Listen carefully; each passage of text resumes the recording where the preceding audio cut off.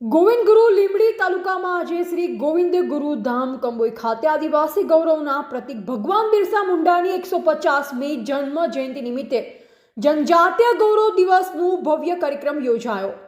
ભારતના માનનીય પ્રધાનમંત્રી નરેન્દ્રભાઈ મોદીએ લાઈવ વિડીયો સંબોધન દ્વારા ભગવાન બિરસા મુંડાના શૌર્ય અને આદર્શોને યાદ કરી સમાજને પ્રેરક સંદેશ આપ્યો।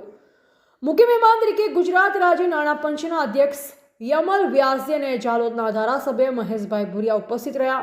બંને મહેમાનોએ આદિવાસી સમાજના વિકાસ માટે સરકારની પ્રતિબદ્ધતા વ્યક્ત કરી તથા બિરસા મુંડાના જીવન મૂલ્યોને અનુસરવાની અપીલ કરી। આ સભામાં મોટી સંખ્યામાં સંતો, ભક્તો, મહંતો તેમજ જનમેદની પંડાલમાં ખૂબ જ મોટી સંખ્યામાં જોવા મળી।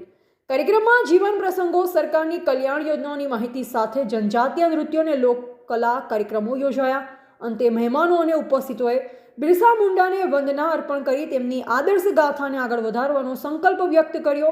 સાથોસાથ વૃક્ષારોપણ કરી કાર્યક્રમ પૂર્ણ કરવામાં આવ્યો। રિપોર્ટર હિતેશ પ્રજાપતિ, દાહોદ।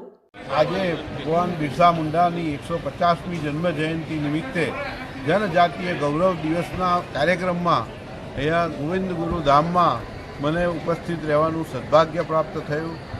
ખૂબ મોટી સંખ્યામાં જનજાતીય વર્ગ સમાજના લોકો સાથે મળવાનું થયું। બધાને જોઈને આદરણીય શ્રી પ્રધાનમંત્રીને સાંભળવાનો, જોવાનો પણ મોકો મળ્યો અને આજે જે પ્રકારે આ કાર્યક્રમનું આયોજન કરવામાં આવ્યું છે, મને ખૂબ આનંદ થયો છે કે હું અહીંયા ઉપસ્થિત રહ્યો અને ખૂબ સારી રીતે આયોજન કરવા માટે ધારાસભ્ય શ્રી મહેશભાઈ અને સરકારના અધિકારીઓનો હું ખૂબ અભિનંદન કરું।